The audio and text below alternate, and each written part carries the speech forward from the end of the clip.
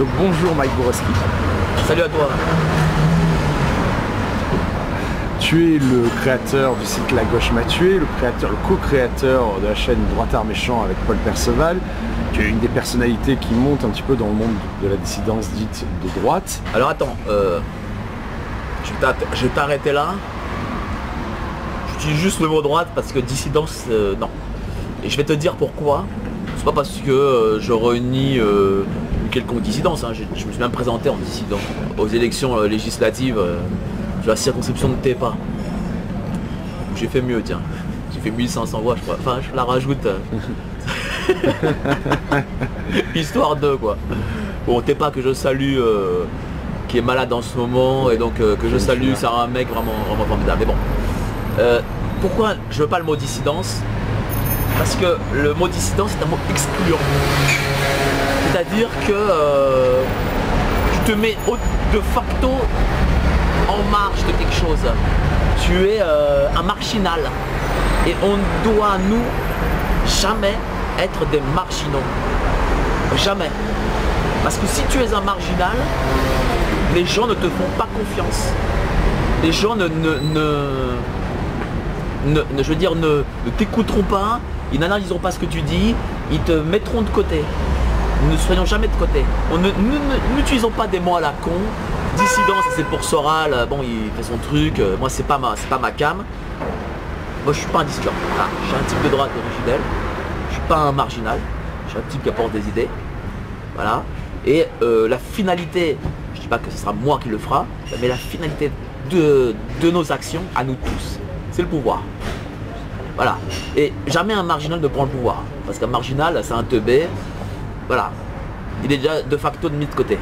D'accord, donc tu es de droite. Qu'est-ce que c'est être de droite? Alors être de droite, c'est... moi j'aime bien les mots de leur version originelle. C'est-à-dire être à la droite du roi.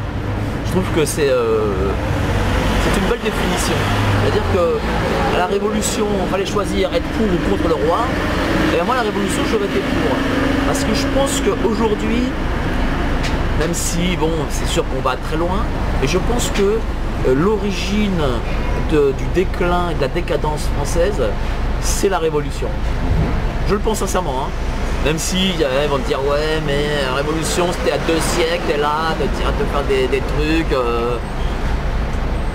C'est toujours bon de savoir d'où vient l'origine du mal. L'origine du mal, c'est la révolution. Être de droite, c'est être à la droite du roi. Voilà. C'est être contre-révolutionnaire. C'est être contre-révolutionnaire. Contre-révolutionnaire. Et donc c'est comme ça que tu te définis toi-même. Je suis contre-révolutionnaire, je suis contre-républicain, si on peut le dire. Tu vois, je me définis comme un opposant à la République et aujourd'hui à la 5e, forcément. D'accord. Et pourquoi du coup être sorti un petit peu du système, puisqu'à un moment tu as été attaché parlementaire, tu as été un cadre de l'UMP. Oui. Pourquoi être sorti du système? Parce qu'après tout l'UMP est considéré comme étant de droite. Écoute, j'ai voulu en être dans le sens où je voulais être à l'intérieur des organes de pouvoir. C'est-à-dire que moi j'ai commencé à 18 ans au RPR. À la fac, j'ai été à Paris 2 à SAS et j'étais à l'Uni. Et je voulais en être, je voulais être dans le système de l'intérieur et connaître justement et avoir ce parcours dans le système. Parce que c'est important de savoir ce qu'il en est, par quoi on est dirigé, quelles sont les institutions, pourquoi les institutions agissent de telle ou telle façon, connaître le cadre de la loi, du droit, connaître les institutions de l'intérieur, parce que c'est une richesse. Moi je veux dire, je ne regrette pas d'y avoir été. Je sais ce qu'il en est et je vois que beaucoup d'entre nous, eux, ne le savent pas. Ils ne connaissent pas et donc disent des choses dont ils sont ignorants. Et l'ignorance, c'est pas le pouvoir. Enfin, c'est le pouvoir pour l'État. Pour l'État, l'ignorance des gens, c'est son pouvoir. Et quand toi, tu es ignorant, tu n'as pas le pouvoir. Tu es ignorant et tu ne connais pas, tu ne sais pas comment combattre et tu ne sais pas, tu es en gros impuissant. Et moi, je ne veux pas être impuissant. Donc moi, j'ai fait ce parcours, j'étais à l'Assemblée, j'étais au Sénat, j'ai passé 7-8 ans à peu près, j'étais élu au sein de l'UMP, j'étais dans les couloirs de l'UMP, j'étais aussi à la présidence des jeunes de l'UMP, enfin j'étais dans tous les dans tous les couloirs possibles et imaginables. J'ai bossé avec l'Élysée où j'avais une organisation jeune à l'époque en lien avec l'Élysée à l'époque de Sarko. Et donc forcément je connais les gens de pouvoir, je connais les parlementaires et tout, et je connais les institutions. Et aujourd'hui, pourquoi aussi je combats la République? Parce que je sais que les institutions ne permettent pas ce que nous voudrions faire. Donc, tu le sais bien parce que tu es à Sciences Po, tu sais très bien que un candidat, quel qu'il soit, n'a pas les possibilités constitutionnelles d'agir à sa guise comme ça aurait pu être le cas dans les temps anciens. Parce qu'il a en face de lui des contre-fous, comme les conseils constitutionnels, les conseils d'État, le Parlement malgré tout qui est un contre-pouvoir. Et moult choses, les associations, l'Europe, tout ce que tu veux, qui fait qu'en réalité, le mec ne peut pas agir. Qu'est-ce qu'il peut faire? Il peut faire de la communication, dire voilà j'agis par la communication, mais en réalité, les textes restent les mêmes et ce qui se passe sur le terrain c'est la même chose. Donc ça c'est un système à combattre, mais il faut le connaître pour le combattre. Et toi tu le connais bien. Je le connais bien. Et tu connais bien aussi le monde de la dissidence, parce que tu t'es défini au tout début de notre discussion comme n'étant pas de la dissidence. Tu as côtoyé quand même pas mal de gens qui se revendiquent eux de la dissidence. Pas tant que ça, hein, mine de rien, pas tant que ça. Cite-moi des noms sinon. Adrien Abosi, Virginia Vota, Tepa. Ah oui, bon. Conversano. Conversano, je le connais pas tellement. Hein. J'ai juste débattu avec lui, mais sinon je le connais pas du tout. Oui, bon. Pour moi, un Abosi, c'est pas vraiment la dissidence. C'est pas vraiment la dissidence. Pour moi, il fait partie d'une droite classique. Enfin, quand je dis classique, c'est pas UMP, mais une droite originelle, on va dire. C'est pas vraiment la dissidence. La dissidence, c'est les types bon, qui sur YouTube sont un peu dans des discours, on va dire, pas, tu vois, des organisations pas très cohérentes, tu vois. Pour moi, c'est plus ça. Après, si des gens définissent par exemple Adrien comme étant dissident, c'est une erreur. Pour moi, c'est une erreur. Alors, il n'est pas dans la ligne idéologique républicaine, mais c'est pas une dissidence. Tu vois, enfin bon. Vraiment, enfin, j'y tiens vraiment à ce mot parce que je te dis, ça n'a rien de bon. Tu sais, moi, j'ai fait des élections, je me suis moi-même présenté aux élections. Et je suis présenté dans la circonscription de Tepa. C'est Saint-Ouen, Épinay, l'île Saint-Denis, Plaine Saint-Denis. Une circonscription de gauchistes. Bon, moi je me présentais en 2012. J'étais en divers droite. J'ai fait 1500 voix, ce qui est pas mal, tu vois, avec pas beaucoup de moyens. Tepa, lui, a été vraiment, pour le coup, il s'est vraiment mis dans la peau de la dissidence. Il a fait 70. Tu vois le différentiel? C'est-à-dire que il faut pas s'auto-exclure. Pour les dissidents, c'est un mot péjoratif. Si de toi-même tu te dis voilà, je suis en marginal de quelque chose, d'un système, les gens sont très légitimistes, hein, surtout à droite.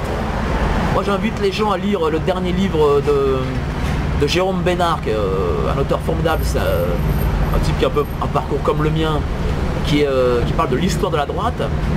Et dans l'histoire de la droite, tu as ce qu'on appelle les légitimistes. D'ailleurs, je pense que la plupart de la droite est légitimiste. Orléaniste, ensuite, tu es le bon, on va dire. Même parmi les bonapartistes, je pense qu'il y a énormément de légitimistes. C'est-à-dire qu'ils voient le chef et comme le chef a été élu, ils le trouvent légitime dans son élection. Donc ils suivent cette légitimité. Si toi tu te dis ouais non mais moi en fait je suis en marge de tout, c'est-à-dire que tu sens mauvais et les gens vont se détourner de toi. Mais vraiment, hein. Alors tu peux être royaliste en ayant un côté, comment dire, non marginal. Tu vois, c'est très important, hein. Par exemple, Zemmour, des gens pourraient dire ah, mais c'est un dissident. Il n'est pas dissident. Parce que si tu es dissident, il serait vu par 3 personnes. Tu vois, il faut malgré tout, même si toi tu veux les républicains, c'était dans la cour du roi à la base.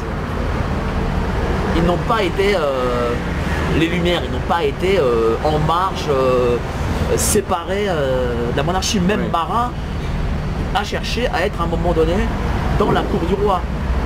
Tu vois, ils ne se sont pas mis en marge de tout en disant ah moi je fais mon propre. Non. Tu vois, je tiens vraiment à ces mots, hein.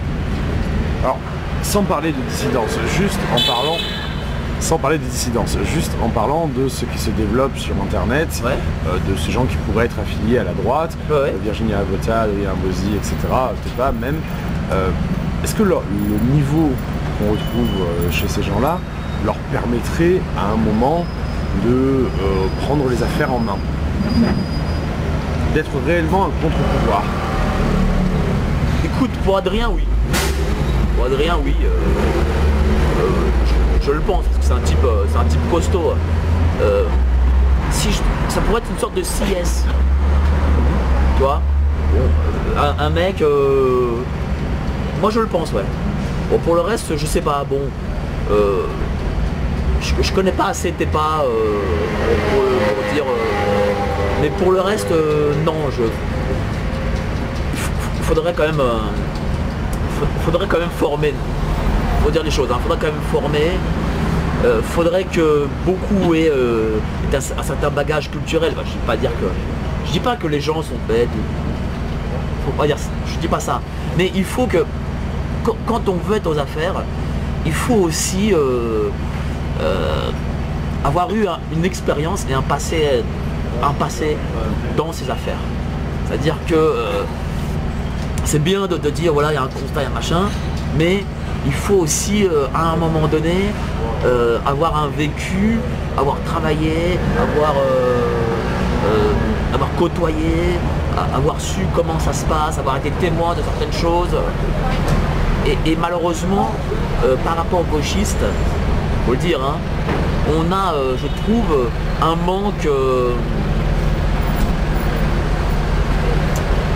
de compétences, on va dire. Pour pas paraphraser quelqu'un. Alors, est-ce que toi, tu crois à la démocratie? Est-ce que tu crois au vote qui peut créer un bon gouvernement? Non, ça c'est des conneries. Démocratie, c'est des conneries. On a vu ce que ça s'est passé chez les Grecs. Mais le problème, tu vois, c'est que là aussi, moi j'attache beaucoup d'importance aux mots et de leur signification dans le sens originel. Et le problème, c'est qu'aujourd'hui on est devenu à une telle novlangue qu'on n'a pas ces définitions. C'est-à-dire que pour les gens, si tu vas poser la question là à des mecs là, qui passent, qu'est-ce que la démocratie? Ils vont te dire ah ouais mais c'est la liberté, c'est super, voilà. Mais en réalité la démocratie en France, qu'est-ce que c'est? C'est le droit de, c'est un peu trivial, hein, de se teindre les cheveux en vert, de se mettre des anneaux dans le nez et des tatouages et de marcher en string. C'est la démocratie en France. Mais si demain, je pose souvent cette question-là aux gens, mais demain, vous dites voilà, j'ai pas envie de cotiser à la sécurité sociale. Voilà, parce que bon, je suis pas malade, ou parce que je n'y crois pas, que je préfère donner mon argent au privé. Est-ce que vous avez le droit? Non. Est-ce que si demain, tu dis ouais, j'ai pas envie de cotiser à la retraite parce que voilà, je compte mourir avant mes 50 ans, par exemple, est-ce que tu as le droit? Non. Ah non. Donc en réalité, la liberté, c'est une fausse liberté. On vit dans une fausse liberté. En réalité, le droit de vote, c'est le vote pour qui? Quand tu vois les mecs qui se présentent, tu votes pour qui? Tu votes pour le maintien de partis que la plupart des gens n'aiment pas. Donc il n'y a pas de liberté. De fait, c'est une fausse liberté. Alors évidemment, si tu veux te mettre un anneau sur les libards, ah t'es libre. C'est libre de faire ça, ouais, tu te mets des anneaux. Mais est-ce que c'est ça la liberté? Parce que la liberté, c'est que tu mets des joints, d'aller en bas, là on est pas très loin d'un club échangiste. C'est ça la liberté? C'est pas une liberté ça. Ça c'est des conneries. Souvent moi je parle de monarchie, je parle de souverain. Parce que je pense que ce pays a besoin d'un souverain. Alors on me dit ouais t'es là avec le roi, machin, mais le roi c'était la dictature et tout. D'accord. Mais tu avais, si vraiment vous cherchez la liberté, vous en aviez plus sous Louis XVI que sous Emmanuel Macron. À la Révolution, prenez pas de flashball ou des trucs dans la gueule.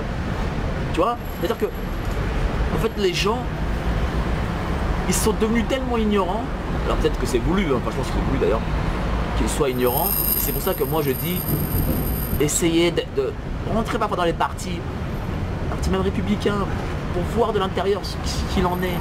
Parce que si vous ne savez pas ce qui se passe, si vous êtes ignorant de la situation, vous ne pouvez pas combattre un système dont vous êtes ignorant. Et en réalité,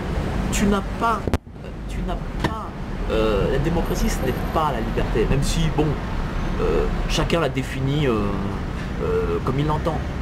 Mais la démocratie, c'est un système qui maintient des positions.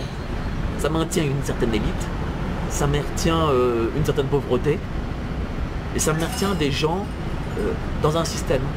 Quand on paye le RSA, on ne paye pas le RSA parce que on est, on est des gens solidaires ou que sais-je. On maintient des gens à un niveau de vie. Quand on fait la laïcité, c'est pas parce qu'on a dit oh là là, c'est la liberté du culte et machin, et voilà, tout le monde peut croire, et je sais pas quoi. Non, c'est parce que la République veut prendre le pouvoir sur le culte. Quand on fait le droit du sol, c'est pas parce que la France a fait ouh là là, enfin la République plutôt, a fait ouh là là, on est tellement généreux quand on est né ici d'être français.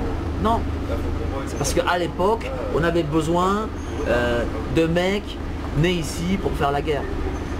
Ce n'est jamais, enfin je veux dire, quand tu réfléchis bien les dogmes républicains, tu n'as jamais un vœu pieux derrière.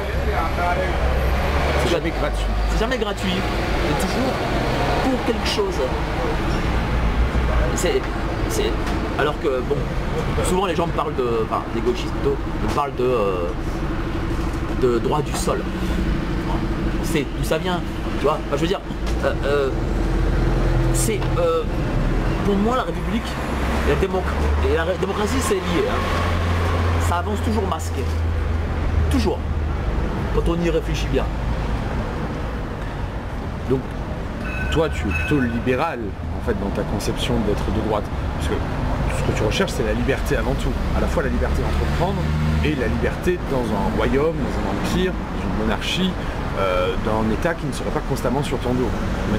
Je suis plus... disons que, bon, je suis pas un libéral. Enfin, je dis libéral dans le sens... parce que le libéralisme, c'est pas juste je paye moins d'impôts. Hein. Le libéralisme, c'est un package. Le libéralisme, les questions de société vont avec. Hein. Dire libéralisme, c'est aussi se marier entre mecs, c'est, je sais pas moi... c'est sociétal. Voilà, c'est sociétal. C'est une évidence, donc c'est un package. Surtout en France d'ailleurs. Le libéralisme est avant tout sociétal. Surtout en France, oui, parce que... Je ne voudrais pas paraphraser le même mec, putain, mais on est dans une société aujourd'hui, en tout cas économique, très marxiste. Ah, faut le dire. Bon. Même si moi j'ai pas de lubie là-dessus, mais il faut dire que ne serait-ce que le système social, par exemple, là encore, l'ignorance des gens permet de prospérer. Parce que je vois que les gens sont attachés à des allocs, je me dis mais ok, c'est peut-être le jackpot pour celui qui cotise pas, et donc qui vit sur le dos de la société, mais c'est pas le jackpot pour celui qui cotise. Parce que lorsque tu cotises 100, et je trouve quand même qu'on a tellement réussi à faire ignorer les gens des choses, c'est-à-dire que lorsque tu cotises 100, tu reçois 10, et le mec qui reçoit 10, il est content d'avoir cotisé 100 pour recevoir 10. Mais quand enfin, la liberté, parce que je veux pas paraphraser les républicains, tu vois, liberté, égalité, fraternité, parce que on est sur une fausse liberté, une fausse égalité, une fausse fraternité. Mais souvent quand on me pose la question, moi je leur dis, vous n'êtes pas libres comme vous pensez l'être. Ils ne sont pas libres. Ils pensent être libres parce qu'ils peuvent faire des choses sur la forme. Mais en fait, la forme ne dérange pas les institutions. C'est le fond des choses qui les dérange. Tu vois? Et donc, qu'un mec il se tatoue le visage, ça te dérange pas Macron ou qui sais-je, tatoue la gueule. Ça va te déranger. C'est des libertés gratuites. Voilà, c'est ça. C'est-à-dire que si c'est ça la liberté, moi personnellement j'en veux pas. Hein. Tu vois, si la liberté, parce que la liberté que donne la République, c'est une liberté décadente. C'est vraiment une liberté décadente. C'est-à-dire que tu peux être Sodome et Gomorrhe.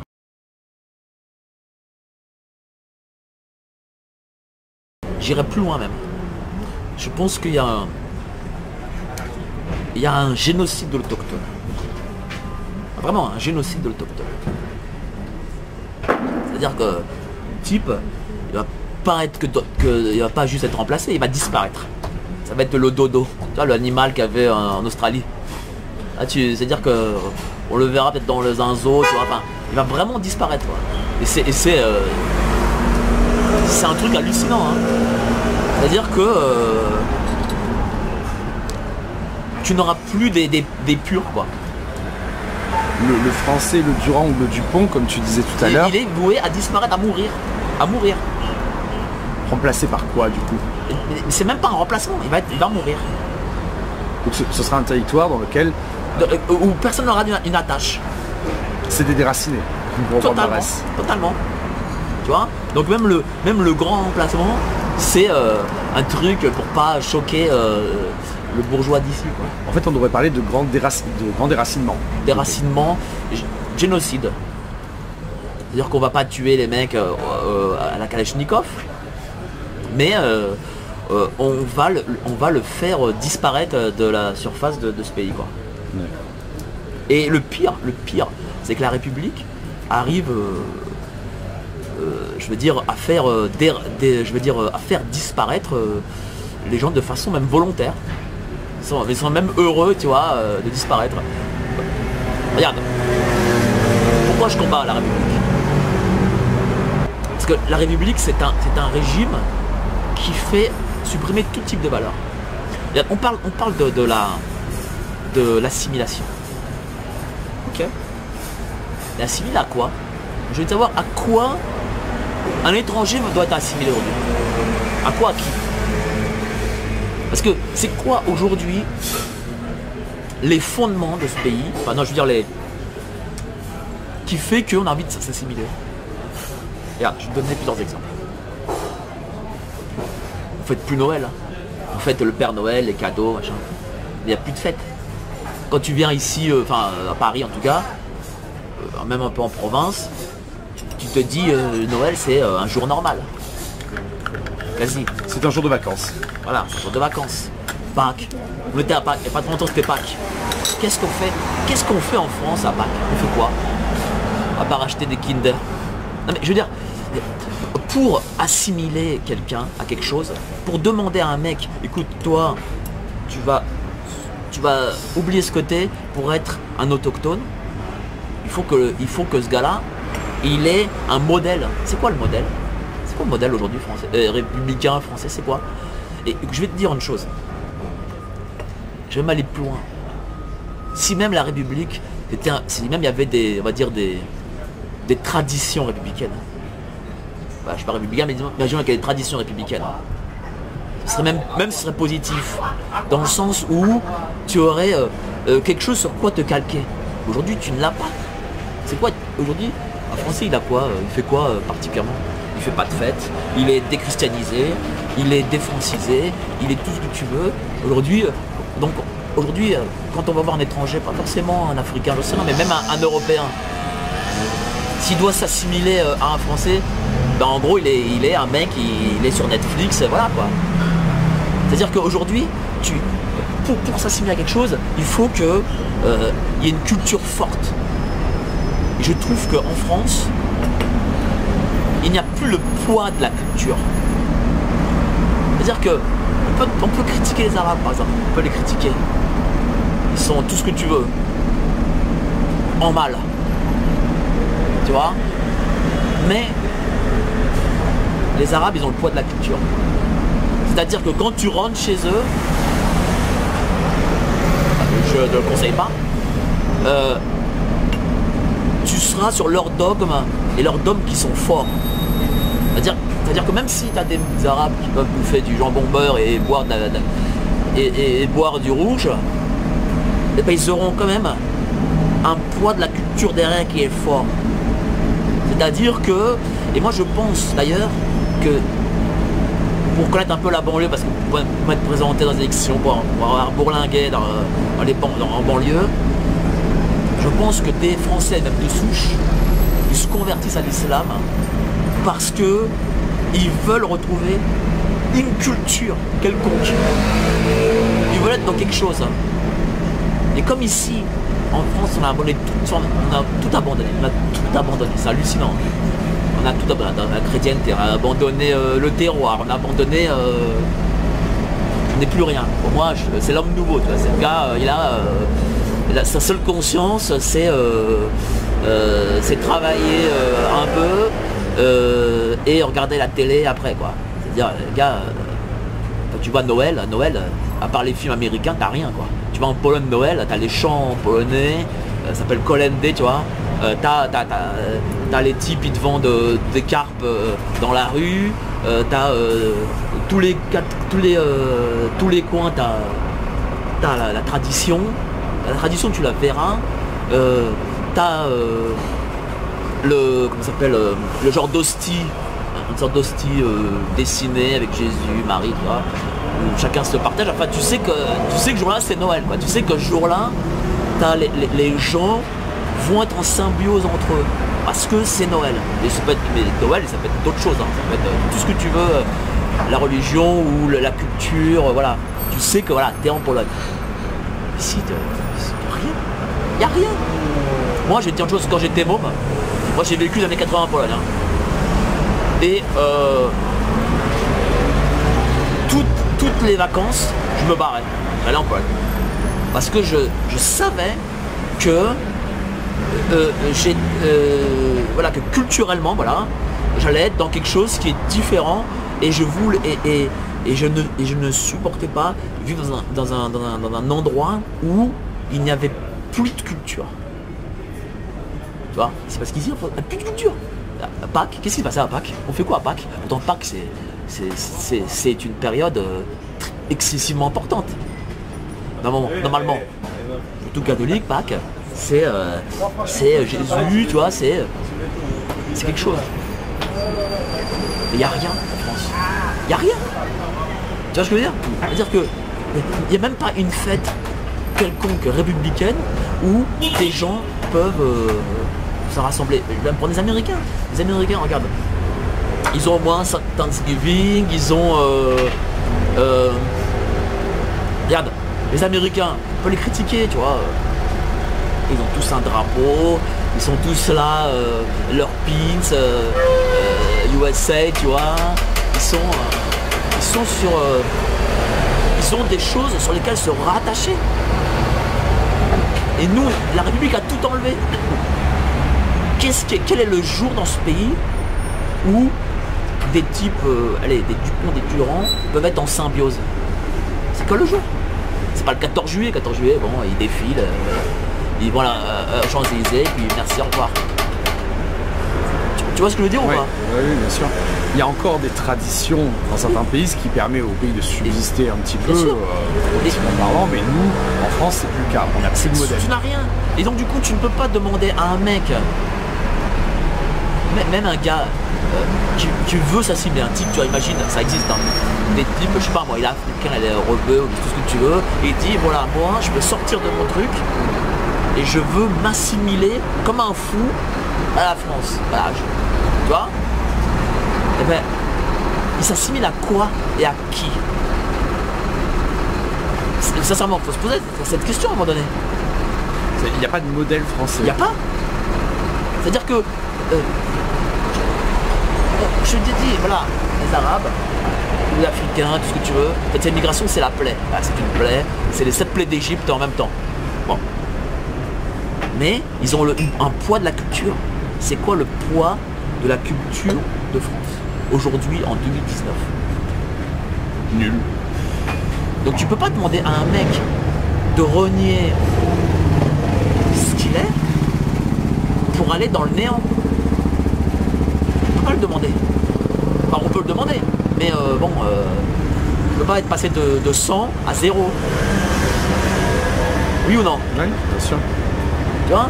Et donc, et quand on y réfléchit, c'est quand même, je sais pas, enfin, je veux dire, moi je me suis fait plusieurs fois d'être réfléchi, je me dis, mais comment peut-on demander à un mec quelque chose? Enfin, je veux dire, est-ce que quoi, c'est assimiler, c'est quoi?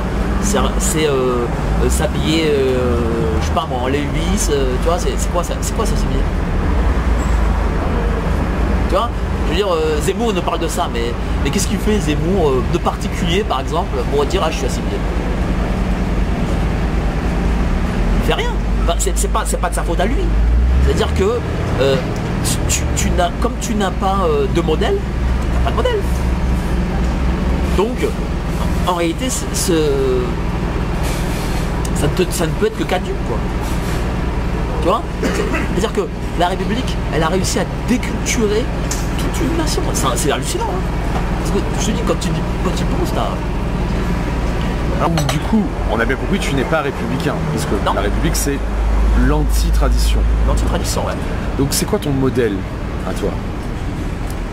Pour moi, le modèle, je pense que dans ce pays, d'abord, il faut un souverain. Voilà. Le pays a marché quand il y a un souverain. Je suis pas un royaliste pur et dur. Parce que je pense que le souverain, même d'une sorte de dictature qui ne soit pas royale, en fait, bon, il faut dire les choses. La royauté, ça marche quand? Ou même l'empire, ça marche quand? Ça marche quand t'as Henri IV, Louis XIV ou pour l'empire Napoléon. Mais quand t'as Louis XVI, bon, il y en a qui vont pas être contents, mais ça marche pas. Tu vois, Louis XVI, ça marche pas. Voilà, ou quand t'as d'autres, bon, en fait, il faut une figure. Voilà, il faut une vraie figure. Parce que il faut un type. Ce qui est courant avec la France, c'est et qu'aucun autre pays au monde n'a produit, c'est qu'en France, t'as un génie par siècle. Voilà, ils sortent pas d'où. La France est au plus bas, et t'as un mec, tu sais même pas d'où il sort, tu vois, peut-être que c'est le divin, tu vois, il a sorti un mec, elle dit voilà, c'est toi, et il change le monde, le mec. Par sa magnificence, il change le monde. Voilà. Déjà. Alors, le problème, c'est qu'aujourd'hui, on est dans une époque où, bon, où malheureusement, bon, ce divin n'est pas encore venu, tu vois. Enfin, ce gars-là, qui est, voilà. Peut-être qu'il est venu, parce que aussi, t'as les circonstances. Parce que bon, je vais prendre l'exemple napoléonien. Bonaparte en 1798, bon, voilà, c'est pas... C'est les circonstances qui ont fait qu'il a été Napoléon, tu vois. Et c'est les circonstances qui font que quelqu'un se révèle. Ou ne se révèle pas. Voilà. Mais avant le jour J, on se dit pas... personne ne s'est dit, je sais pas moi, en janvier 1799, qu'elle allait avoir 18 Brumaire, quoi. Tu vois, personne ne s'est dit en mai 89 qu'elle allait avoir la révolution. Enfin, je veux dire, tu as les circonstances qui révèlent les gens. On a peut-être aujourd'hui le futur, on a peut-être un souverain, mais les circonstances n'ont pas encore circonstances ne l'ont pas ne l'ont pas apporté à encore notre créé. connaissance. Voilà. Déjà, c'est la moitié du chemin. Et puis, l'autre moitié, c'est revenir à la tradition. Revenir au terroir. Revenir à la France d'avant. Alors, souvent on me dit ouais mais la France d'avant, comme disait Conversano, ouais mais la révolution c'est parce que le mec n'avait pas la miche de pain. D'accord, mais ça, je trouve ça ridicule parce que je veux dire, t'as aussi le phénomène technique. Et le phénomène technique il vient, je veux dire avec le temps, il vient pas. Je veux dire, Oui, tu pouvais crever de faim sous une république en 1700. évidemment, parce que on a l'impression que c'est la République qui a créé les réseaux sociaux, le smartphone. Je veux dire, t'as la modernité aussi du temps, quoi, tu vois. C'est-à-dire que voilà, le temps avance et forcément l'homme crée des choses, voilà. Et c'est pas le régime, c'est pas un régime en lui-même qui crée la technologie. J'ai pas envie de parler de progrès parce que j'ai pas envie d'utiliser les mots de l'adversaire. Les mots de l'adversaire, quoi, tu vois. C'est, voilà, donc... Mais... Et je pense aussi, troisième chose, il faut sortir du parlementarisme. Il faut sortir des fausses libertés. Et revenir à l'autorité. J'irai, et là je prendrai le mot de l'adversaire, à l'ultra-autorité. Et comment on fait ça? Alors, parce que tout à l'heure tu as dit que tu ne croyais pas nécessairement au processus électoral. Je pense que tu ne crois pas nécessairement non plus au RIC, qui est un peu le prolongement non, je crois pas électoral. Et alors, comment on fait pour ce changement majeur? Disons-le, c'est un coup d'État. En fait. Écoute, ben oui, il y a deux façons. Il y a le processus électoral, qui est un processus pipé parce que ce sera les partis. Qui dit élection dit parti. Voilà, c'est les partis qui... Regarde, je vais te donner un exemple. Que les gens ne savent pas. Je vais être vraiment terre à terre. Les gens me parlent de Marine Le Pen, machin. Ok. Mais est-ce que les gens savent quel est le processus électoral? En quoi il consiste? Moi je vais te dire, j'ai été, et c'est là où je bénis, et c'est là où je bénis les années où j'ai passé en politique. Parce que j'ai été mandataire pendant 15 ans d'élection, sur des circonscriptions. Et le mandataire c'est quoi? C'est le type qui va surveiller les bureaux de vote par circonscription. Alors des fois dans les circonscriptions de banlieue ou de Paris c'est un arrondissement, ou de banlieue c'est 2-3 villes. Et tu es en province, ça peut être des centaines de villes. À peu près une centaine de villes on va dire.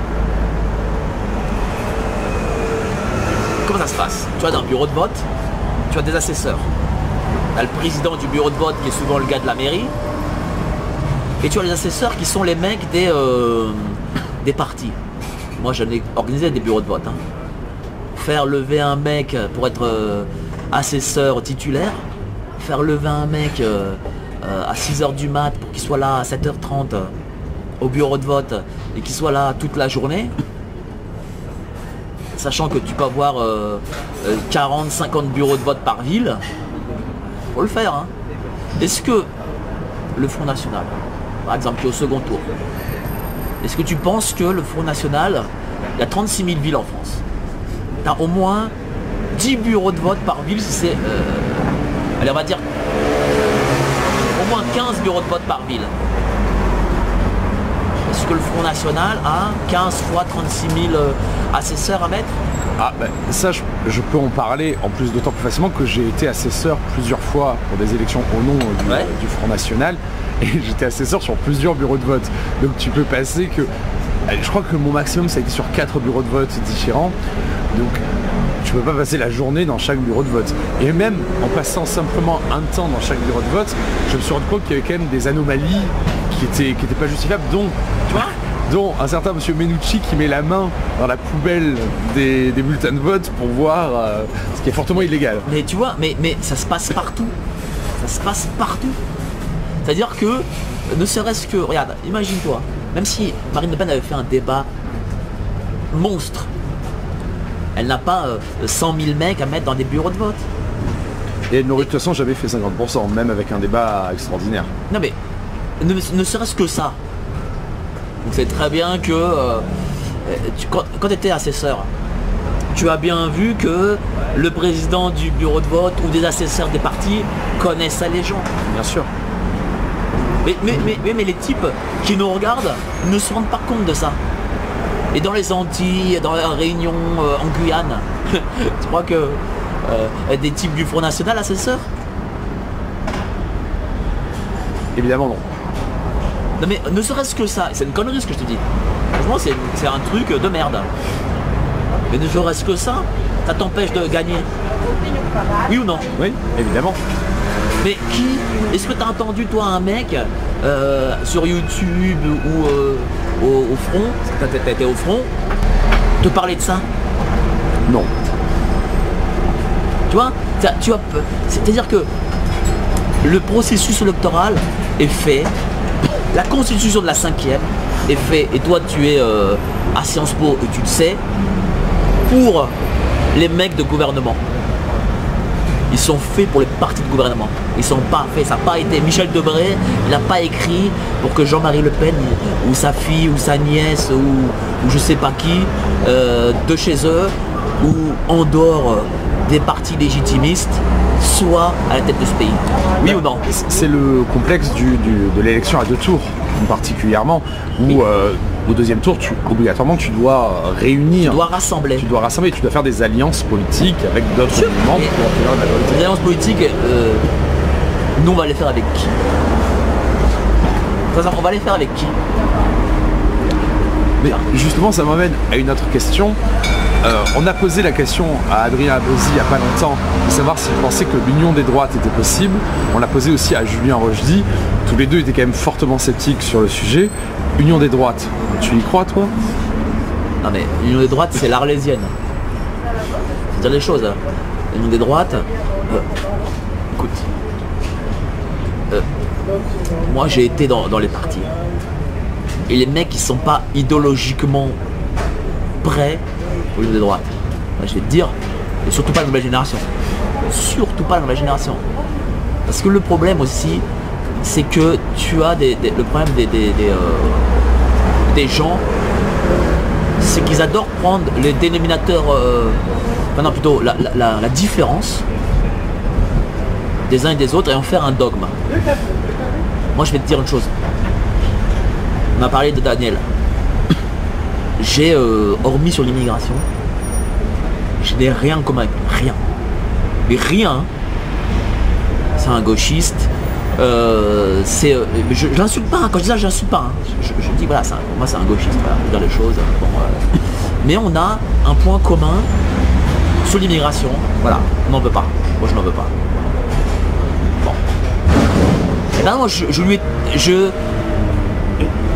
je m'en fous, moi je dis voilà, ok on n'a pas de point commun, t'es un athée, tu crois dans des je sais pas quoi, dans le transhumanisme, des machins comme ça, je suis prêt à faire alliance avec toi rien que sur ça, rien que sur l'immigration, et je m'en fous, voilà. Et il s'en bat les couilles. C'est-à-dire qu'on pourrait boire une bière et tout ensemble, mais politiquement on ne pourra pas travailler ensemble parce que lui verra ce qu'on n'a pas en commun. C'est-à-dire que tous les trucs qui sortent qu'on n'a pas en commun, mais pour lui ce serait ça le dogme qui fait qu'on ne peut pas se rassembler. Tu vois, c'est-à-dire qu'il dira voilà, non mec, tu comprends, tu crois pas comme moi dans la race, dans machin, enfin je sais pas. Enfin moi c'est pas que je crois pas dans la race, évidemment.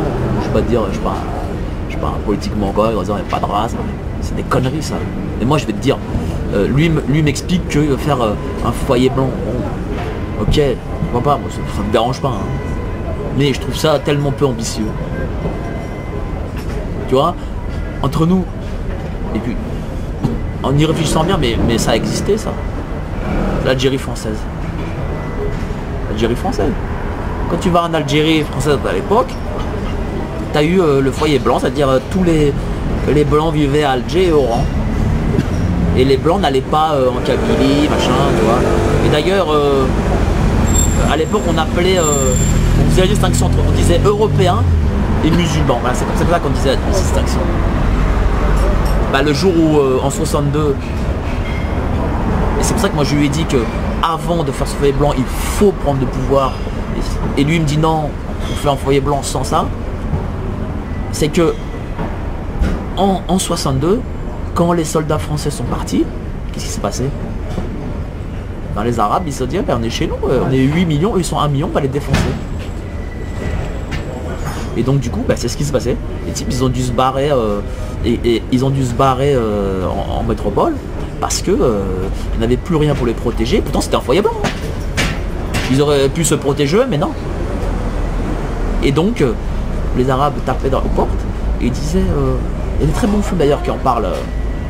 Ils tapaient aux portes et ils disaient bon il est sympa votre appartement, votre propriétaire, oui, tenez voilà 100 francs. Genre tu vois. Ah mais vous êtes fous, attendez, mon appartement il coûte des milliers de francs. Non, non, 100 francs parce que maintenant ici c'est chez moi. Et le mec il se cassait. C'est-à-dire que si tu n'as pas le pouvoir, tu n'as pas le pouvoir le vrai, tu ne fais pas les choses. Tu restes un con. Oui, c'est pour ça que finalement la dissidence, ce qu'on appelle la dissidence sur internet, ça reste un projet intellectuel. Plus bien entendu. Un projet écoute, matériel. Nous devons, nous, cogiter une prise de pouvoir de temps et je vais te le dire, moi j'ai théorisé le coup d'état. C'est bon, je vois pas autrement. Si on me dit qu'il y a un autre truc, ben, je dis ok, je suis prêt à le faire. Et je ne vois pas d'autre chose. Moi, je suis prêt à faire tout ce que les gens veulent s'il y a une prise de pouvoir. S'il n'y en a pas, ça ne sert à rien. Et pourquoi je soutiens les gilets jaunes? Je suis pas un gilet jaune, hein, je vais pas te dire. Je suis pas un gilet jaune, je suis une entreprise, je gagne ma vie. Bon, enfin, je paye un max de taxes, c'est vrai. Mais je veux dire, j'ai des études et tout. Si demain je veux gagner le jackpot, et je veux dire, je serais resté en politique et je devais normalement être à l'époque nommé à une direction dans une agence d'État. J'aurais pu le faire, tu vois, j'aurais gagné 7-8 000 balles, peinard, je m'en fous, tu vois. Mais c'est pas ce que j'ai voulu. Parce que moi j'avais fait les, je sais pas si tu connais, bah si tu dois sûrement connaître, j'ai fait le règlement intérieur de Campus France. Tu connais Campus France? C'est moi qui ai écrit le règlement intérieur. Et j'ai bossé avec un sénateur parce qu'on a créé la fusion. On a fait partie de ceux qui ont créé la fusion de Campus France. Campus France c'est le CNED, le CRU, c'est plein de trucs, on a fusionné entre eux, c'est une belle agence, tu vois. L'agence de Campus France, c'est tout ce qui régit les étudiants étrangers. J'aurais pu dire ouais putain je suis peinard. Qu'est-ce que j'en ai à foutre, je vais aller là-bas, tranquille. J'aurai mon beau bureau dans Paris, peinard. Je l'ai pas voulu, vraiment hein. Et je leur ai dit allez salut, je fais quand même le règlement intérieur histoire d'eux quoi, tu vois, voilà, et j'ai créé La Gauche m'a tué parce que vraiment je voulais être libre de ma parole, parce que quand tu es dans l'organisme, tu es libre, t'es tout libre. Et ben comment dire, j'ai plutôt voulu m'engager dans un processus où nous arriverions, pas moi forcément, mais nous tous, à réussir à reprendre le pays. Parce que c'est ça, c'est ça la réalité. Et donc, pourquoi je soutiens ces gilets jaunes? C'est parce que moi j'étais au premier jour, 17 novembre. Et on se foutait de ma gueule, on disait ouais mais toi tu parles de coup d'état, t'es malade et tout. Mais le 17 novembre, avec les gilets jaunes, on est arrivé, j'allais dire j'ai fait un petit reportage, on est arrivé à 150 mètres ou 200 mètres de Faubourg Saint-Honoré. Et je peux te dire que ce jour-là, Macron, d'ailleurs même a fuité dans Le Point une brève où on disait que après le 17 novembre, Macron et sa femme ont ils ont testé un bunker. Mais c'est vrai, hein. C'est te dire le niveau de peur qu'a eu le régime. Et quand je me suis retrouvé à 200 mètres de l'Elysée, le dépôt était 3-4 000. Il y avait quoi? Il y avait 15 flics. Qui avaient fait une petite barrière parce qu'eux-mêmes ils comprenaient pas, tu vois. Mais arrivé à Faubourg, ça donnerait rien. Je me suis dit, si on était 3000 mecs énervés, les 3000 mecs vraiment énervés, tu vois, il n'y avait plus l'Elysée, il n'y avait plus Macron. Non, sérieusement, hein. Il fallait vraiment être là pour le voir. C'est-à-dire que les mecs de l'Elysée même ont eu telle peur, ils pensaient qu'elle allait avoir un putsch. Et je pense que les gilets jaunes ont prouvé que c'était possible. Parce que, rappelle-toi, Manif pour tous. Et j'ai pas mal d'amis de Manif pour tous. Je leur ai dit, dont, je sais pas si tu te rappelles, Xavier Bongibaud. C'est un jeune qui était dans la ville du sénateur pour lequel je bossais. C'est moi qui ai fait adhérer ce mec à l'époque au parti, tu vois. Et je lui ai dit, mais pourquoi vous n'êtes pas descendu des Champs-Élysées? Pas descendu. Vous étiez 1 million, vous descendiez comme ça là. Les Champs-Élysées, à 200 mètres de l'Elysée, Hollande il déchirait la loi sur le mariage pour tous. Il le déchirait, il l'aurait fait dans son froc. Pourquoi vous n'avez pas descendu? Ah oui, on regrette maintenant parce que on nous disait que c'était pas bien, machin, parce que évidemment, quand on est de droite, on est un légitimiste évidemment, et quand on a un ordre de la préfecture, alors il faut bien le suivre. Tu vois? Mais le jour où on ne suivra plus cet ordre et on ira sur l'Elysée, on aura tout gagné. Et les gilets jaunes, eux, l'ont compris. Bah, ils l'ont compris qu'à moitié, puisqu'ils n'ont pas... Enfin, moi aussi, je soutiens les gilets jaunes. J'étais là, pas à l'acte 1, mais à partir de l'acte 2. Mais le pas n'a jamais été franchi. Bah, écoute, les gilets jaunes, ça reste des comment dire... des gens, de simples gens, quoi. Et je trouve que ce qu'ils ont fait par rapport à ce qu'ils sont, bah, c'est formidable, tu vois. Je veux dire, en plus ils sont pas, les choses ne sont pas aussi nombreux que Manif pour tous, mais malgré tout, je trouve qu'ils sont allés loin par rapport à ce qu'ils sont. Évidemment, après, pour franchir le pas d'aller jusqu'au lieu de pouvoir, il faut des types un peu mercenaires aussi. Tu vois, et c'est là. Mais ils ont réussi quand même quelque chose. Ils ont réussi à franchir la barrière psychologique du c'est possible. Et ça, c'est important. C'est-à-dire qu'aujourd'hui, les gens se disent, ah, arriver jusqu'à Faubourg Saint-Honoré, c'est possible. Alors qu'est-ce qui manque pour franchir le dernier pas de c'est possible à c'est fait, on va le faire? Il faut un idéologue, et il faut un général. Je dis pas que ce soit forcément un général de l'armée, tout ça, mais je veux dire un meneur de bataille. Un meneur. Alors, la force des gilets jaunes de fait qu'ils n'ont pas d'hierarchie, c'est une force, mais c'est aussi une faiblesse. C'est une force au début, mais ça devient après une faiblesse. Pourquoi? Parce que bon bah comment dire, à un moment donné, tu n'as pas ce leader qui t'amène vers le point dans lequel tu dois aller. Ça a été une force parce que du coup on ne pouvait pas identifier qui était qui, et donc du coup ça quand même un peu des vagues, tu vois, et donc du coup les institutions ils sont là, ils disent putain merde, c'est qui le gars, parce que le problème aussi c'est que quand tu as un leader, le mec s'il n'est pas de totale probité, il peut être acheté facilement, quoi. C'est-à-dire que, et c'est là où l'État est un peu on va dire un peu déboussolé, c'est qu'il ne savait pas qui pouvait amener chez lui pour lui dire tiens on va te donner ça, ça, ça, et tu vas dire à tes troupes de se calmer. Ça c'est une force. Mais à la fin, il faut un général. C'est comme ça. Mais déjà, moi je pense que les gilets jaunes c'est un acte 1 de quelque chose. Je pense que ce sera compliqué pour Macron jusqu'en 2022. Alors, ben justement, c'était les deux questions qui allaient venir. Macron peut-il tenir jusqu'en 2022? Donc tu dis ça va être compliqué. Ça va être compliqué, ouais. Et s'il tient, est-ce qu'on peut envisager une réélection au point où il en est? Parce que c'est historique dans l'histoire de la 5ème République. Il n'y a jamais eu un mouvement qui a duré aussi longtemps. Un mouvement de protestation. Ouais, c'est vrai.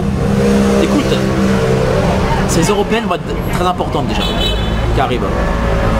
Parce que ça peut le légitimer ou le délégitimer. Dans le sens où, si Macron arrive premier, enfin, faut dire une chose, les européennes, c'est des élections de merde. Voilà, on s'en fout, les mecs, ils sont élus à prendre du fric. Parce qu'il faut dire aussi une chose aux gens, les députés européens, ils servent à rien. Ils servent à rien du tout. Valéry Giscard d'Estaing l'a dit d'ailleurs récemment. Oui, c'est vrai. Il a dit récemment, ça ne sert à rien. Mais, dans un monde de communication comme aujourd'hui, si Macron arrive premier, même si il fera que 25% et qu'il y aura 75% de mecs qui auront voté contre lui, enfin plutôt pour des candidats qui ne sont pas les siens, là, ce qui sera important comme c'est une élection à un tout, c'est qui arrivera premier. Si Macron arrive premier, il va dire regardez, je suis arrivé premier, je suis le meilleur. Malgré qu'il y ait les gilets jaunes et tout ce que tu veux, les gens sont encore derrière moi. Voilà. Donc ça va le légitimer. Et des gens diront en effet il est premier. Bon, parce que il y a aussi un problème dans ce pays, c'est que tu as toujours une frange de mecs, de droite comme de gauche, qui vont faire ah ouais mais c'est comme le président. Il est légitime, faut voter pour lui, machin, enfin, tu vois, des connards quoi. Bon. S'il arrive deuxième ou troisième, ce sera déjà ainsi. Ça veut dire qu'il y aura soit les gilets jaunes qui continueront, soit un autre mouvement. C'est possible qu'il y ait un autre mouvement. Hein. Bon. Donc c'est très important. Très important ces élections européennes, et d'ailleurs moi j'invite tous les mecs qui nous regardent à aller voter aux élections européennes. Alors que tu crois pas aux élections? Je ne crois pas aux élections, mais tu vois mais bon, je ne crois pas aux élections, mais bon, il faut aussi on est dans le monde dans lequel on vit, c'est-à-dire que tu as aussi la communication, c'est-à-dire que s'il n'arrive pas premier, ça galvanise des gens. S'il arrive premier, on va se dire ah, putain il arrive premier, c'est mort pour nous, tu vois. Il faut aussi jouer sur la psychologie. Tu vois. Il faut envoyer un message. Il faut envoyer un message. Et il faut envoyer le message que parce qu'aujourd'hui il est premier dans les sondages. Et comme il est premier dans les sondages, tu as bien vu, les annonces qu'il a faites, c'était bidon quoi. Tu as parlé pour ne rien dire. Donc, mais pourquoi? Parce qu'il se sent fort, il se dit voilà je suis premier de toute façon. Voilà. Donc envoyons le message, moi j'irai voter, votez pour qui vous voulez. Moi je connais des gens qui justement sont dans mon discours et qui pourtant sont pas de droite et qui vont voter pour le gars qui est le plus à même de battre Macron. Je crois qu'aujourd'hui c'est Bardella, donc ils voteront pour Bardella. Si par exemple demain les sondages donneront Bellamy, eh bien, ils voteront Bellamy. Parce qu'ils veulent que le mec qui a le plus de chances de battre Macron arrive premier. C'est hallucinant, hein. Tu vois. Et du coup, parce qu'il y a aussi une vision économique, comme Macron ne fait pas les réformes, il y a un problème en France, on paye 1000 milliards d'euros d'impôts par an. À partir de 2018, on va payer 1000 milliards d'euros d'impôts. Imagine 1000 milliards d'euros d'impôts. Enfin, impôts, taxes, tout ce que tu veux, quoi. Et nous dépensons 1400 milliards de fonctions publiques. À la tête de la fonction publique, tu as régalienne, non régalienne, mais surtout non régalienne. Et 700 milliards de social. C'est-à-dire 1400 milliards. C'est-à-dire qu'on commence le 1er janvier, on a 400 milliards d'euros de déficit.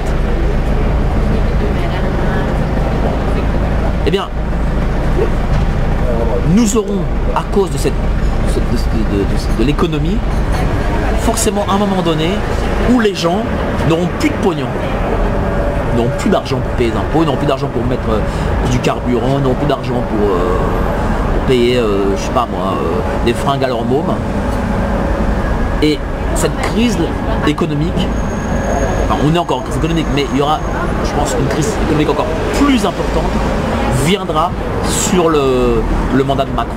Et si Macron ne fait rien pour juguler ça, c'est parce que les types n'auront pas de quoi grailler qui vont le démonter, comme aujourd'hui.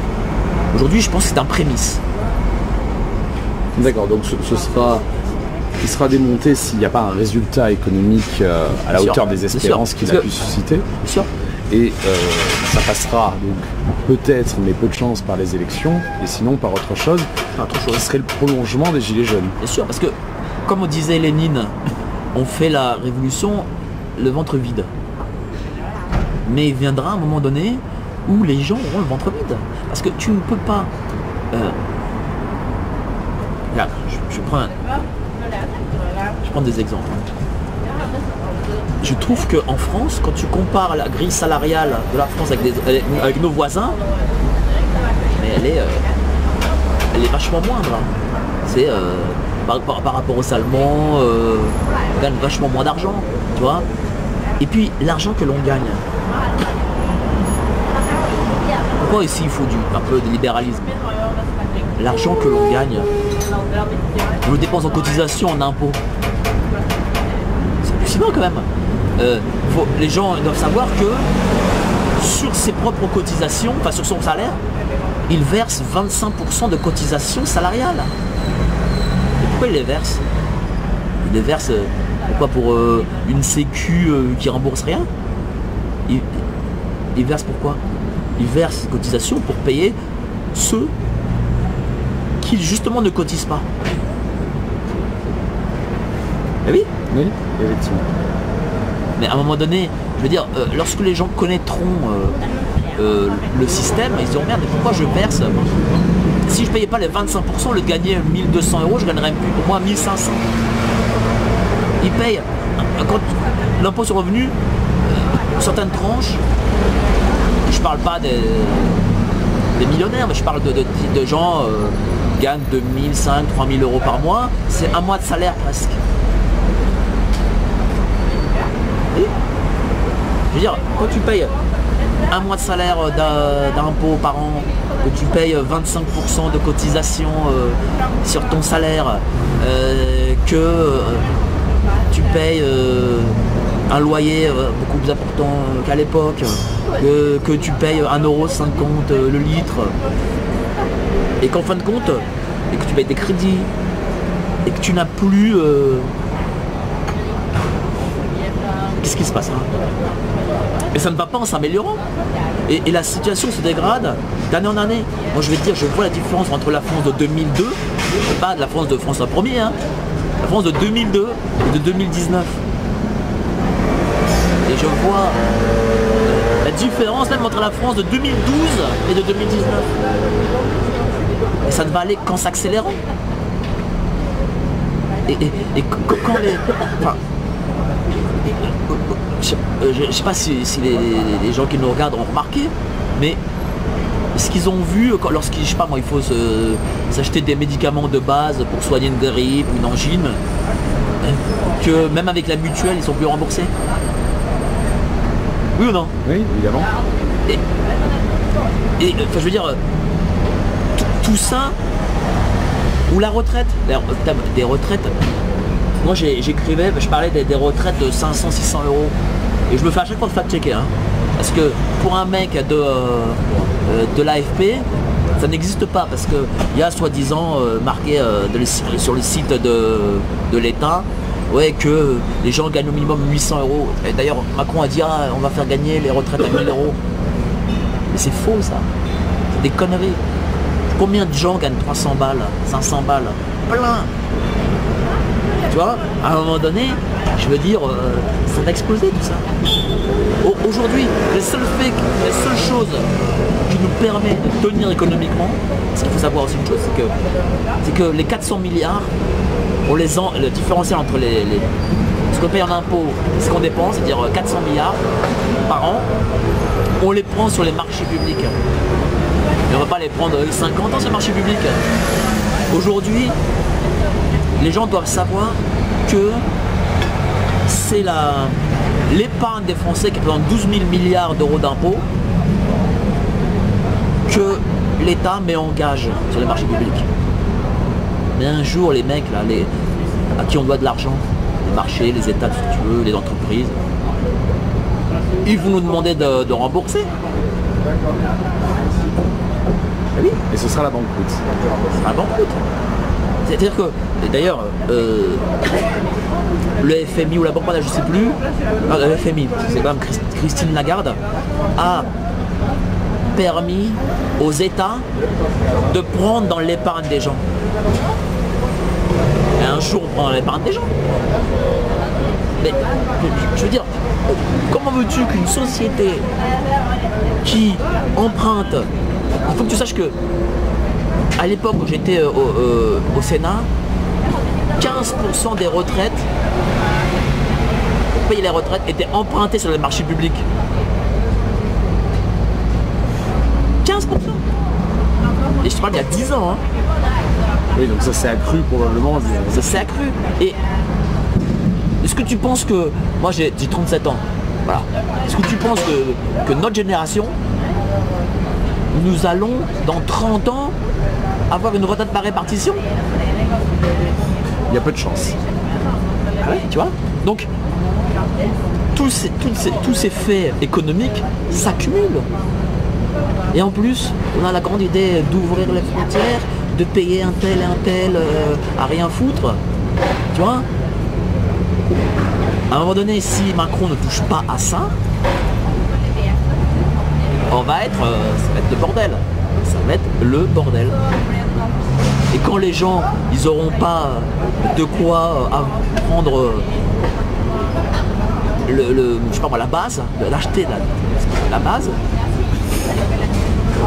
Et je vais te dire, on se rend pas compte, mais l'économie, en tout cas ici dans ce pays, elle baisse d'année en année et toujours plus vite. Toujours plus vite. C'est hallucinant, hein. À un moment, je veux dire, il faut prendre en compte ça. Et je trouve que nous n'en parlons jamais. Alors oui, on parle d'immigration, ok, c'est bien. Mais si tu veux que les gens aient confiance en nous, il faut leur donner, je veux dire, le programme, le projet qui leur permettra de gagner de l'argent. Moi, mes parents, ils votent pas Marine Le Pen. Pourtant, ils n'aiment pas l'immigration, mais ils votent pas Marine Le Pen. Parce que mes parents, c'est des possédants. Ils possèdent des trucs, ils ont un patrimoine, des actions, des machins. Ils ont peur de perdre s'il y avait un changement radical à la. Bien sûr. Mais comment leur donner tort? Comment leur donner tort? Puisque on n'en parle jamais. On n'en parle jamais, hein. Quand on en parle, c'est de la merde. Faut dire les choses, c'est bien beau de dire ouais, mondialiste, machin et tout. Mais aujourd'hui en France, on est des nains. Et c'est pas nous qui allons changer le capitalisme mondial. Je dis sincèrement, c'est pas nous qui allons faire. Voilà. Pourquoi on est des nains? Parce qu'on a décidé de tout abandonner. Voilà, comme on a abandonné la culture, on a abandonné l'économie, on a abandonné la souveraineté, on a tout abandonné. Tu vois? Et souvent on me dit l'Europe, ouais, l'Europe c'est de la merde. Ok. C'est pas faux. Mais on a abandonné l'Europe. Enfin, je dis abandonné, c'est-à-dire dans le sens où on a mis des tocards aux Union Européenne où on fait la chaise vide. Et donc du coup l'Europe se fait sans nous. C'est pour ça que je suis pas d'accord avec des types à la Philippot, machin. Mais bon, c'est normal, c'est un haut fonctionnaire. Mais regarde, quand tu mets Moscovici commissaire européen, charge des finances, qu'est-ce que ça veut dire? Ça veut dire que tu vas te faire dicter ta loi par les pays étrangers. Ça veut dire que l'Europe va dire que l'Allemagne, je sais pas moi, la Belgique, l'Italie ou qui tu veux, va dicter sa loi contre toi. Et donc forcément, c'est de la merde. Nous, qu'est-ce qu'on doit faire?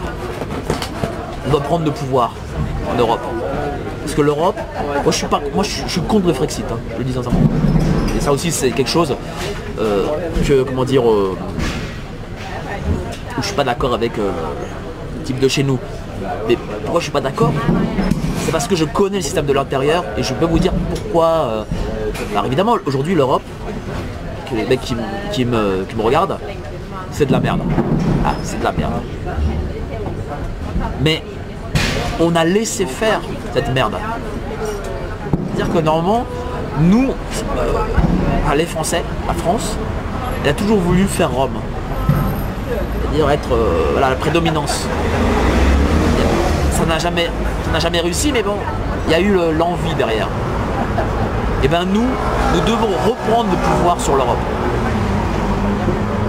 On est le seul pays qui a la bombe atomique. C'est quand même pas rien. Aujourd'hui, on peut envahir l'Allemagne en 3 semaines. Ils n'ont pas d'armée, ils n'ont rien. Bon, même si bon, on critique notre armée, on les défonce en 3 semaines. L'Angleterre, et tant mieux qu'ils dégagent, à la bombe atomique, mais ils ont besoin de l'accord américain. Bon, mais nous, on est les seuls indépendants là-dessus, les seuls. Moi, j'ai toujours appris que le plus fort dirigeait. Mais bon, on est les plus forts. On doit diriger. L'Europe doit être la France en grand, comme disait un socialiste. Tu vois? Et malheureusement, je trouve que les types de la droite, on est trop faibles hors des questions d'immigration, on est trop faibles sur tous ces sujets économiques, internationaux, diplomatiques, tout ce que tu veux, pour être crédible. Alors évidemment, tu vas dire aux gens, ouais, mais pourquoi vous votez pas comme nous? Parce que vous voyez Mamadou, vous voyez Rachid et machin. Mais ça ne suffit pas. Ça ne suffit pas. Il faut qu'on ait un projet, il faut qu'on ait une perspective, qu'on ait un avenir à donner. Oui, il faut qu'on ait un projet de société pour l'après-immigration. Bien sûr, parce que Sois Vélo, c'est quoi son projet de société? Le communautarisme blanc. Oui, mais qu'est-ce que c'est? C'est-à-dire que quoi? C'est-à-dire que là, par exemple, on est communautaristes blancs. On est communautaristes blancs. Ben, regarde, tu vas pas démigrer là. C'est vrai. On est communautaristes blancs, et alors? Donc c'est, voilà, j'ai fait Sois Vélo, on a fait Sois Vélo ici. Non? Oui, effectivement, je confirme, il n'y a que des blancs à la terrasse du café. Bon. Mais est-ce que on a fait un projet de société? Est-ce qu'on est société tous entre nous? Bon. C'est vrai que c'est un peu limité, il n'y a rien après quoi. Les gens, faut se dire les choses, ils ont besoin de savoir qu'ils vont gagner de l'argent. Il faut se le dire. Tu vas pas leur dire on va faire un communautariste blanc et on va être tous clodo. Non mais c'est vrai. Les gens veulent les gens, faut leur donner, comment dire, faut leur apporter un culte. Parce que l'homme croit. En ce que tu veux, mais il croit. Donc il faut qu'il ait un culte. Il faut qu'il y ait une histoire commune. Il faut qu'il y ait un avenir, qu'il sache qu'il y a un avenir radieux. Qu'il sache qu'il va sortir d'un mondialisme, tout ce que tu veux, décadent, mais qui passe sur quelque chose qui va le faire rêver. Ils disent que, ah ouais, je sors d'un truc, c'était bon, ok, mais je vais aller dans quelque chose qui est bien. Tu vois? Mais c'est quoi la perspective qu'on donne? Quelle perspective? Les mecs connaissent pas l'économie, ils connaissent pas, je dis, la diplomatie, ils connaissent pas les affaires extérieures. Alors, tu vas donner ton patrimoine et ta gestion de vie, tout ce que tu veux, aux mains de Madame Le Pen? Non, évidemment. C'est pour ça qu'on perd. Pas compliqué. C'est-à-dire que si on bâtit ce projet, électoralement parlant, on pourrait gagner. Je pense pas électoralement. Enfin, c'est-à-dire que pourquoi aussi je ne crois pas électoralement? Ou alors gagner électoralement, c'est une possibilité, hein. C'est une possibilité, mais juste derrière, appeler au peuple à un référendum sur autre chose. Pourquoi pas?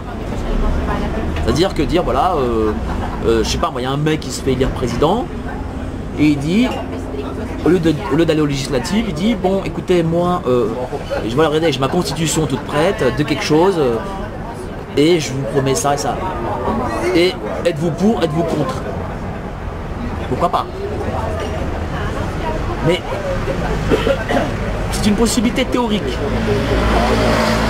Après, pour gagner les élections, il faut beaucoup d'argent, il faut au moins 20 millions d'euros, il faut des milliers de personnes pour tenir les bureaux de vote, France et métropole. Il faut un parti de masse. Il faut un parti de masse. Est-ce qu'on a, je sais pas moi, un Pinot, on va dire, ou un Bernard Arnault qui mettrait son fruit comme ça, oh tiens, je crois à ce que vous dites. Comme par exemple, les Anglais ont Radcliffe, qui est l'homme le plus riche d'Angleterre, et qui croit dans le Brexit. Tu vois, et qui dit, j'ai mis de l'argent dans le Brexit, enfin dans les mecs qui soutiennent le Brexit, voilà, je mets, je sais pas moi, 15-20 millions, le mec qui pèse 20 milliards, il dit voilà, je te donne 100 millions, et vous faites une campagne pour le Brexit. Est-ce qu'on a ça? Non. Bon, peut-être qu'on peut l'avoir, je sais pas, hein, c'est une question, je n'ai pas de réponse. Tu vois? Pourquoi pas? Mais ça reste sur le papier, et je pense que ça reste même plus difficile qu'un putsch. Bon, mais je crois qu'on a fait le tour des questions. Écoute, j'espère que... Écoute, moi, je voudrais bien que les gens, s'ils sont d'accord ou pas, qu'ils fassent des commentaires, qu'ils disent ce qu'ils en pensent. Vous savez, j'ai envie de dire aussi aux gens que c'est pas parce qu'on n'est pas d'accord tous ensemble sur 100% des choses qu'il faut se désunir, quoi. Je veux dire, voilà, je critique pas sur le vélo, je critique pas, je sais pas moi, les uns et les autres, je les critique pas. Voilà, je mets juste ma pierre à l'édifice, et faut, comment dire, essayons de faire l'union sur au moins ce qu'on a en commun. Tu vois, on a même si c'est pas grand chose, mais essayons d'avoir ce qu'on a en commun, de se rassembler par le biais de ça. Moi je vais te dire, sur les propositions, j'ai pas beaucoup en commun avec les Gilets jaunes. Vraiment. Hein. Et pourtant je les soutiens. Parce que on a en commun le fait que bon ben on est contre Macron. C'est déjà ça, tu vois. On peut même construire sur cette base-là. Oui, on peut construire sur une compatibilité à 30-35%, voilà. Au lieu de constamment chercher la compatibilité à 90%. Voilà. C'est-à-dire, comme je te dis, voilà, pour faire Brumaire, il faut Napoléon, Bonaparte et Sieyès. Et personne ne sait aujourd'hui qui est Sieyès. Mais il a fallu qu'il soit là, lui, à ce moment donné. C'est-à-dire que moi, ça ne me dérange pas aujourd'hui, d'ailleurs j'en avais parlé, d'être avec un type de gauche, je m'en fous. Voilà, vraiment, hein. Pour prendre le pouvoir. Pour prendre le pouvoir. Après, ce qui est bien avec les types de gauche, c'est qu'ils s'adaptent ou alors ils dégagent. Bon, tu sais, Staline, il a bien pris le pouvoir avec Trotsky, et bon, après, il a flingué Trotsky, alors, tu vois, bon.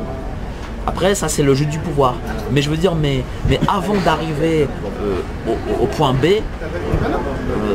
il faut pas se dire, ah ouais, je suis un orthodoxe, et je vais du point A au point B avec que les types qui sont orthodoxes comme moi, parce que t'arriveras à rien. Ça, c'est les libéraux, c'est comme ça. Si le mec n'est pas libéral, machin, il y a un ennemi, et tous ceux qui pensent que c'est un ennemi, eh ben, ils sont bienvenus. Voilà. Tu vois, après, c'est le jeu du pouvoir. Le meilleur gagne. C'est un peu le côté révolution irlandaise. Le Sinn Féin s'allie avec plein de partis très différents, ouais, et à la fin, le Sinn Féin les bat. Voilà. Donc, une fois que la prise de pouvoir est effective. Ou comme aujourd'hui, les Italiens.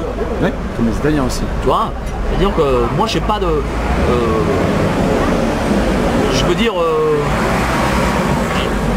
Je suis un idéologue, je ne vais pas dire que je suis pas, je suis idéologue. Mais bon, pour arriver à un certain point, je prends le dénominateur commun que l'on peut avoir pour et je vais pas faire je vais pas exclure quoi. Faut pas être En exclure. plus, c'est un très bon exemple, les Italiens, puisque à la base, le mouvement fort de la coalition, c'est le mouvement 5 étoiles, donc on Ah ouais. l'extrême gauche, qui fait alliance avec le mouvement plus faible de la Ligue du Nord. Et aujourd'hui, on voit dans les sondages et dans les élections l'inversion, c'est-à-dire la Ligue du Nord qui passe devant le mouvement 5 Voilà. étoiles. Ils sont toujours alliés. Bien sûr. C'est-à-dire que tu prends le pouvoir et après le meilleur gagne. La Ligue du Nord, en l'occurrence. Voilà. C'est tout. Mais nous, on est dans notre pays, on est trop con. On est vraiment on rate des pâquerettes. Hein. C'est-à-dire que des fois, et ça me désole. Des fois, tu as des gens, ils me font... des mecs qui sont d'accord avec moi en 5 ans, mais un jour, ils n'ont pas été d'accord avec moi, ils me font « Ah, je me casse ». C'est une attitude à la con. Et on connaît ça dans le royalisme aussi. C'est minable. Et je vais te dire une chose, ça n'apporte rien, parce que personne n'est pur. Voilà. Personne n'est pur. Voilà. Tu trouveras toujours quelque chose qui fera que tu n'es pas d'accord avec le gars. Voilà. Comme, je sais pas moi, que ce soit même pour les relations privées, des choses comme ça, personne n'est pur. Par exemple, moi je vais dire un truc, j'ai découvert avec les gilets jaunes, et j'ai halluciné quoi. Des rebeux, mais ultra droite. Oui, moi aussi. Ouais. Et ben ça existe. J'ai même découvert des rebeux royalistes. Ben voilà, tu vois. J'avais fait un petit reportage au Sénat quand Drouet s'est fait tège. Et je te dis, je suis tombé sur des mecs, des rebeux, et pas un ou deux, ou la semaine dernière même, des types, c'est des mecs, mais alors, la droite, tu vois quoi, quand je dis droite, vraiment, il ferait pas lire Marine Le Pen, quoi, tu vois, eh ben c'est pas grave. C'est pour ça que je te dis que, ok,